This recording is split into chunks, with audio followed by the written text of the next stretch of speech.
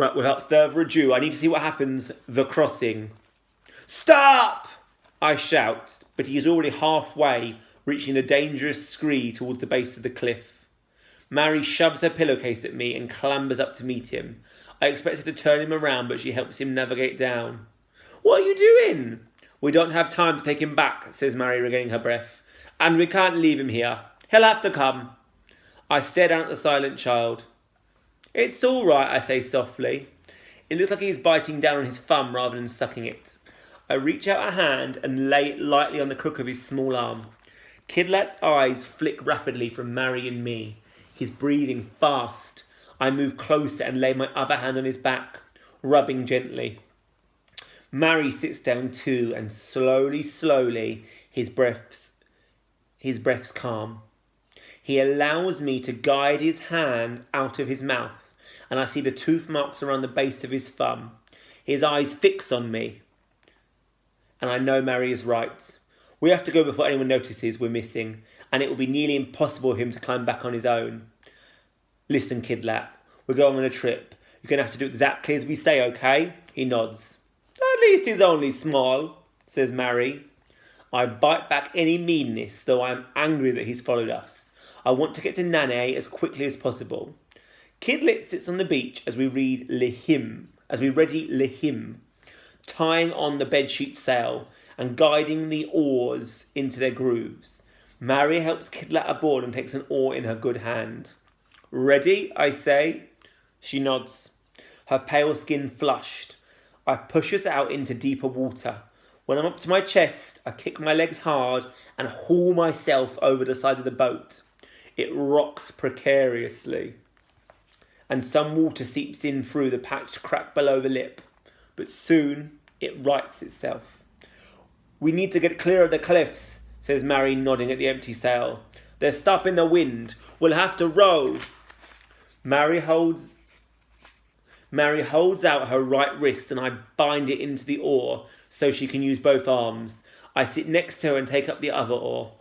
Kidlat, you can be in charge of the pail. If any water comes over the side, or through the side, or the bottom, thank you, Mary, I snap before turning back to the silent boy. Scoop it out, all right? He takes up the rusty bucket and begins to fill and tip. Mary and I start to row. It is hard from the first moment, and as the moments add up, I pray silently that the wind is still blowing to Coulion, where we clear the bay. Mary grunts with the effort, the string cutting white into her arm. After a few long minutes, the mast creaks. We turn and see the sail billow. I hold my breath, and the wind seems to too. Then the sail fills, the boat begins to move. Mary lifts her oar clear of water and unties the string. She throws down the wood and jumps to her feet. We did it! We're going! We're really going! Come on, Lihim! The boat rocks again and she stumbles to her knees. Kidlat is smiling widely, waving his little arms in the air. We edge out into the open ocean.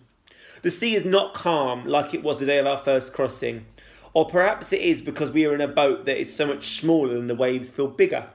After only a few minutes, Kidlat goes pale and uses the bucket to be sick into. Mary rinses it out and takes over bailing out the water, seeping in through holes that are only noticeable because of the bubbles springing from them. But it is not an impossible amount of water, and I know from our journey to the orphanage that it is not an impossible distance either. Mary seems in a good mood, and I suppose that sailing a boat is making her think of her father.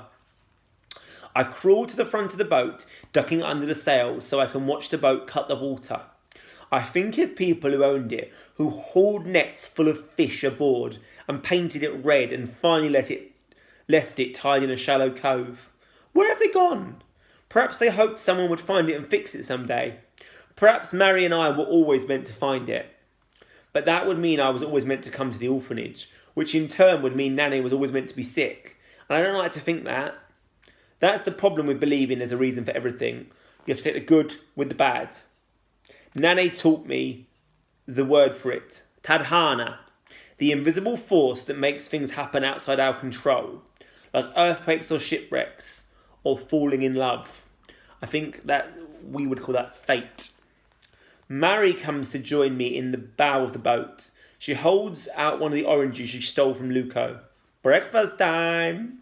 I peel it and we share the segments, splitting the pips over the waves. The wind carries them further than we could throw, and I think of the same wind blowing ahead all the way home. Is Kidlat all right? Mary shrugs. I think so. He's sleeping. What are we going to do when we get to Coulion? Hand him over or? We'll have to bring him with us, said Mary. There's no way to make sure he's safe without handing ourselves over too. They'll put us on the first boat back. How can we be sure we're going the right way? Siddy said. But the wind changes, doesn't it? So what if he's not saying this way anymore? What if we go off course or hit another island? Or Mary holds her hand up to my mouth. Ami, trust me. Trusting her has nothing to do with the wind or the sea, but her light, clear eyes fix on me, and I feel a bit calmer. I lean to peer around the sail. The wind hits me full in the face, making tears start in my eyes. Kidlat is curled up with his thumb in his mouth. Behind him, our cliff is already a smudge, a raised line as high as my finger. On the other horizon,